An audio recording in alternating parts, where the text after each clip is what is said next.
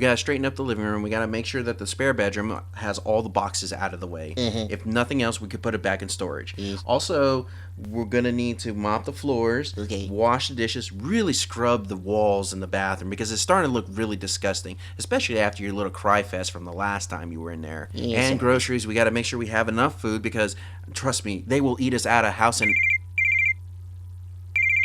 Oh, that's me. you have a phone? Sorry, boss. I gotta take this. Hello, this is Dr. Perry. It had better be important. Doctor? Yes, I understand. Please inform Miss Brittany that I have pole dancing classes at specific times for a reason. It will cost her extra. Pole dancing? Make sure she knows. What? Do not begin without me. I will be on my way.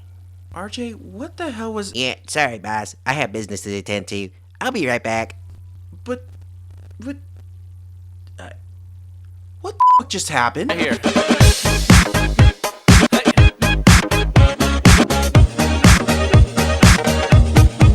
Let's go.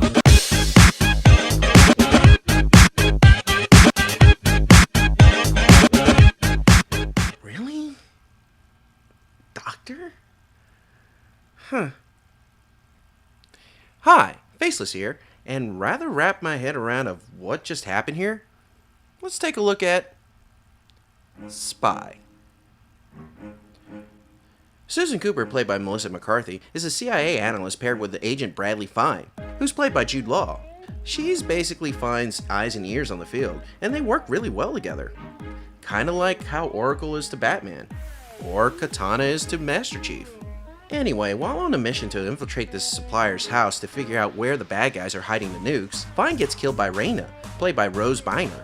In the process of killing Fine, Raina sends a message to the CIA that she knows who all the agents are and basically warns them to stay away from her or they're going to end up like Fine. While exploring other options to continue the mission, Susan takes this opportunity to volunteer herself to be out in the field to complete the mission and plus get revenge for Fine's death.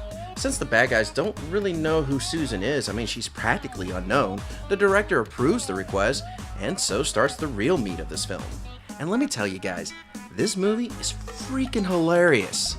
Now, I will admit, at first glance of this trailer, I really thought this was going to be a story about a cliche character with low self-esteem who is a homebody, a lonely pencil-pushing secretary who, under some series of circumstances, is thrown in a situation where she's out of her element. However, what I got was a story about a cliche character with low self-esteem who's a homebody, a lonely pencil-pushing secretary who under a series of circumstances gets thrown in a situation where she's out of her element. Wait a minute. Okay, in simplistic terms, that's what this film's about. However, it was done in a certain comedic style, and it worked. When Susan goes into spy mode, you can see how she's very resourceful and a very capable woman in what she does, but somehow retains that homely, lonely desk jockey personality to some point that is just funny. Along with that is the supporting cast who was just simply phenomenal, like Cooper's partner and awkward friend, Nancy, played by Miranda Hart, who, let me tell you guys, is just a riot, and she has this on-screen chemistry with McCarthy that really works well. Her comedic timing is on point, and you know something funny is gonna happen when she's on screen. And seriously guys, I have a lot of favorite parts in this movie. This movie had an abundance of good parts. But the best part for me is when Jason Statham is on screen.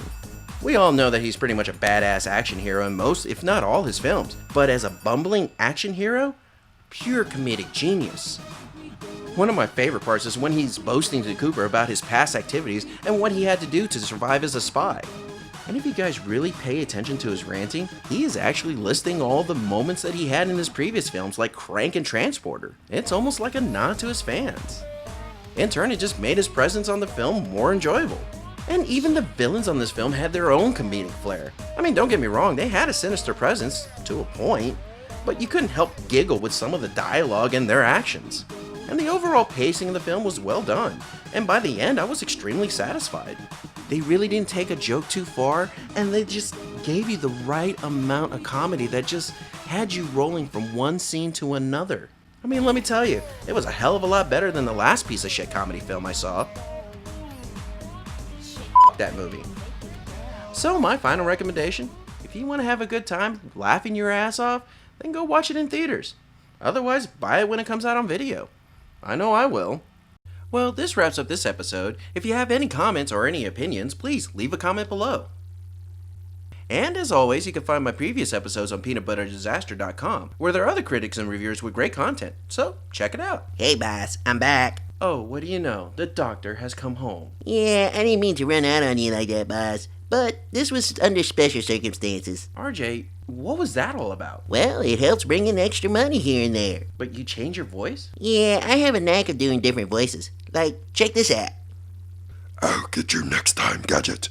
Next time. My name is Optimus Prime. This is the song. Elmo song. Oh, yeah. Oh, yeah.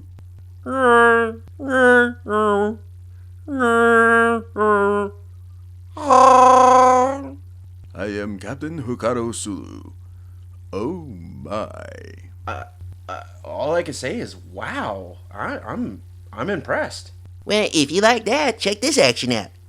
Hi, RJ here, and this is what I sound like with your voice. Don't ever do that again. But boss, it's kind of funny. Maybe we could use it later. No, RJ, that's just unnerving and just too weird. And besides, we're gonna give off this impression that we're just one guy that's just talking to himself. I mean, who in their right mind's gonna find that entertaining?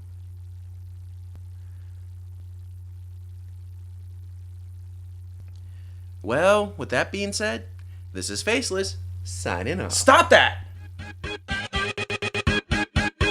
Right here.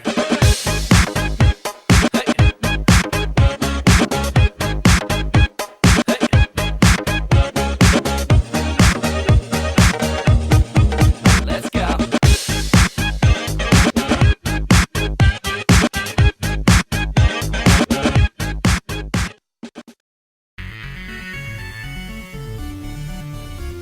Peanut butter disaster.